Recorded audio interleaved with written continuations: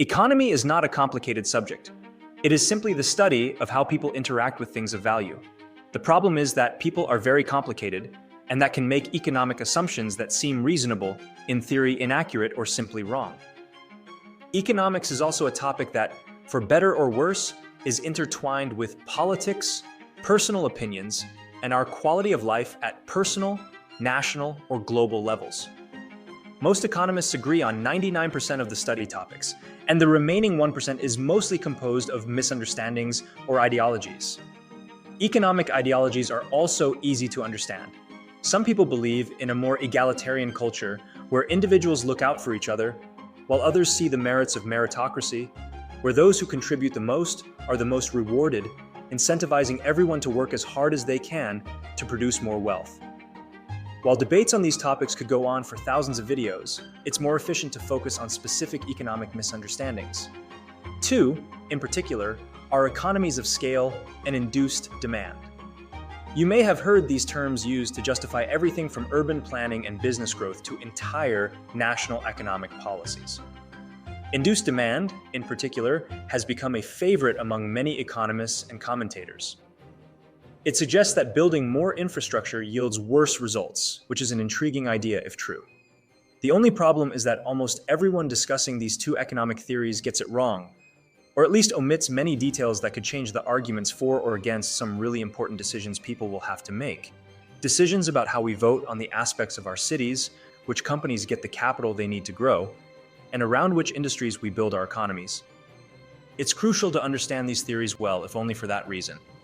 Microeconomics is fascinating in what everyone gets wrong about economies of scale and induced demand and how these theories can help explain real economic facts. Economies of scale are the basic economic theory that as an individual institution or an entire economy produces more of a specific good or service, the unit cost of that production decreases. This is not incorrect, but people assume that just because an institution produces more of something, it will automatically be cheaper, which is not always correct. In fact, it can have the opposite effect and make things more expensive. Consider a basic thought experiment. Imagine you are tasked with manufacturing a single belt buckle from raw materials. Starting would cost a lot because you would need to buy the necessary tools to melt the metal and shape it.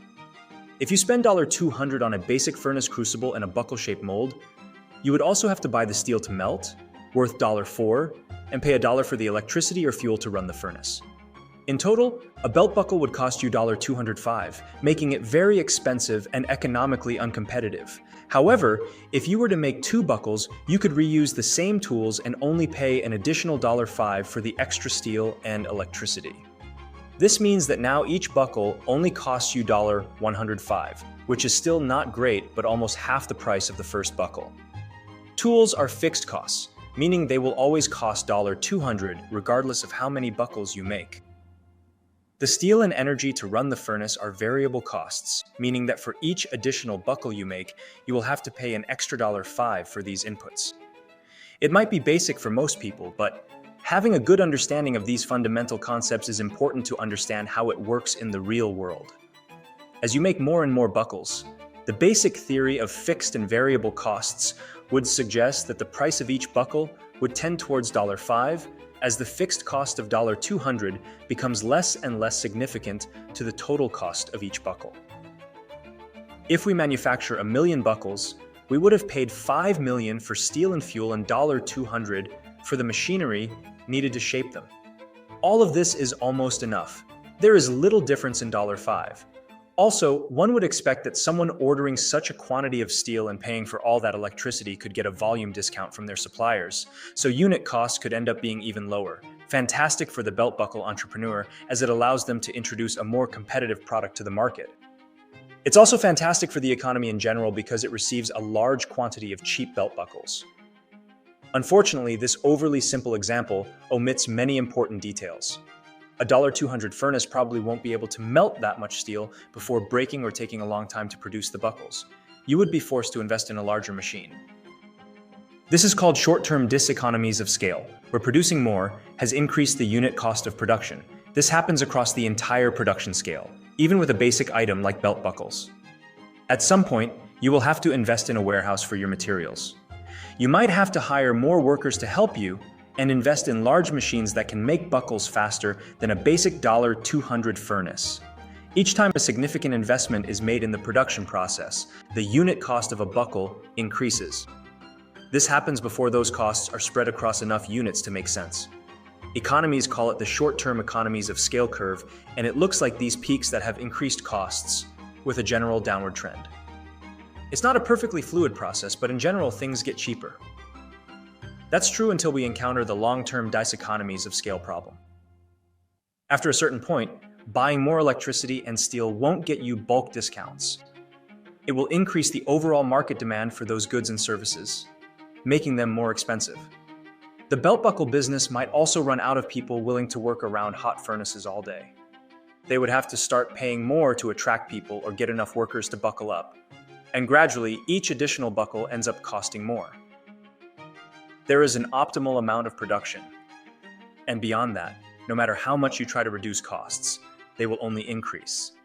In general, long-term economies of scale only affect very large industries operating at the entire economy level. Still, it's essential for people to understand that simply throwing around the term economies of scale doesn't solve everything. Sometimes it can make things worse. Whether it's building rockets to go to Mars, high-speed train lines in China, or simply manufacturing cheap belt buckles to prevent people from losing their pants, if a company or a government program claims that some new scheme will work, because economies of scale will make everything cheap, take it with skepticism. Ask specific questions like the unit cost at different production levels. Thinking that producing more automatically makes everything cheaper has caused significant mistakes in the global economy in the past. The Chinese government has built over 40,000 kilometers of high-speed rail in the last 2 decades, assuming that as they built more, each additional kilometer would be cheaper. But it didn't. It became more expensive as the country single-handedly drove up global iron ore prices to fuel development projects like this.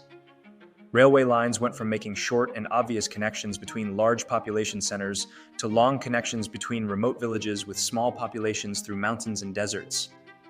The cost of high-speed rail was never low enough to compete with much faster, and in many cases, cheaper airline routes in a country as vast as China.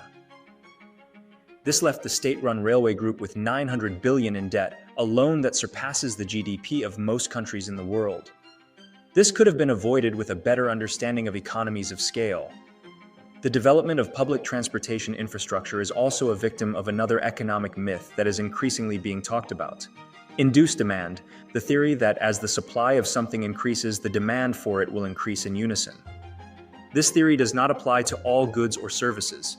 You cannot produce 1 million buckles and expect 1 million people to automatically have loose pants. Public services are no exception, and a classic example is highways.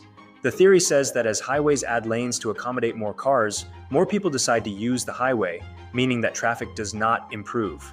This claim is often backed up with a photo of a 16-lane highway that still has a traffic jam. Most people do not pay a direct price to use a public highway, so if you expand capacity, there is no incentive for people not to drive on them. However big the highway is, it will always be at its capacity limit. This theory also suggests that the answer to combating congestion is not to add capacity to roads, but to remove them. Before delving into the problems with this theory, I want to make a big clarification. Even though I love creators and commentators who advocate for everyone to ride a bike or take the train for commuting and understand the benefits of these modes of transportation from an environmental and urban planning perspective, I love driving in a steel and leather cocoon, and no matter how convenient the economic argument for taking a train is, I have been stuck in bad weather in an overcrowded metal box too many times in my life to give up something that can take me door to door while singing my own terrible music. Sorry, Adam, whatever. I know I'm all the bad in the world. Anyway, I'm not immune to biases, and that's important to recognize when evaluating the validity of an economic theory. With that out of the way, the induced demand theory was popularized by a study conducted by Gilles Wone and Turner titled Fundamental Law of Road Congestion. This compared the miles driven on the U.S. interstate highways with their length between 1983 and 1993. Interstate lanes grew by 32%, while driving increased by 77%. From 1993 to 2003, lanes grew by 18% and driving increased by 46%. It seems that an increase in road capacity leads to an increase in usage. However, this correlation does not imply causation. Another way to explain this is that as the population and the number of vehicles increase, governments build more roads to meet the demand, not the other way around. To study this, researchers used mathematical assumptions to create a figure for the elasticity of demand for a kilometer of road driving. Elasticity of demand measures the variation in demand in response to a certain price change. For example, if the price of a product decreases by 10% and the demand increases by 15%, the elasticity of demand for that product is 1.5, which economists call relatively elastic because demand changes more than the price. If the price drops by 10% and the demand only increases by 5, the elasticity would be 0.5, and economists would call it relatively inelastic demand. In the case of highways, which are free to use, the elasticity calculation involves factors like the cost of fuel to power the vehicle and the time spent driving. There is also a fixed cost associated with owning a car, which is a form of opportunity cost. By choosing to drive, people give up money spent on gas, wear and tear on their vehicle, and the eventual need to replace it when they could have taken alternative transportation or stayed at home. If it is cheaper and faster to drive on a highway than to take a bus or train, people will choose to drive. Therefore, increasing road capacity reduces the cost for motorists when choosing to drive over other options. The study suggested that for every 1% increase in interstate roads, drivers would choose to drive 1% more because more roads make car travel cheaper and faster. Traveling faster means spending less on fuel and losing less time, so prices decrease and demand increases. This is not creating or inducing demand. It is simply shifting it. The study did not say that people are more stuck in traffic. It could be thought that a 1% increase in usage with a 1% increase in construction would mean people spend the same amount of time in traffic. However, new highways, especially interstates, are more direct and can support more traffic than routes through urban areas. The study has been criticized for making assumptions that other economists could not replicate. It was also questionable in measuring miles driven on interstate highways, as building more interstates might make people use them more, but it does not mean there are more cars. Much of that traffic comes from non-interstate roads not measured in the study. Driving on these types of roads is actually worse for all drivers. They go slower and there is more noise and air pollution near where people live. Even if we assume this study is flawless, it does not make the case for induced demand that some believe. More highways will not create more congestion unless they are poorly designed, and reducing road supply will not alleviate congestion. As Johnny Turner mentioned in his actual study, the solution to congestion was not to reduce or even offer public transportation options. The only solution found was to increase the cost of driving through congestion pricing. To be clear, public transportation has many other advantages. It offers mobility to people who cannot drive or afford a car, is more environmentally friendly, and can make urban centers much more pleasant without the noise and pollution of thousands of cars on narrow streets. This alone should motivate public investment in such infrastructure without resorting to misinterpreted economic theories from a highly debated study that did not even reach the conclusions attributed to it. People lose millions of hours in traffic or waiting for transportation, and finding an efficient solution to the problem is challenging enough without confusing ourselves with interesting sounding but unreliable economic theories. Thanks for watching, guys. I hope you enjoyed the video. Please leave a comment. Also, please consider liking and subscribing. I would really appreciate it. Thanks.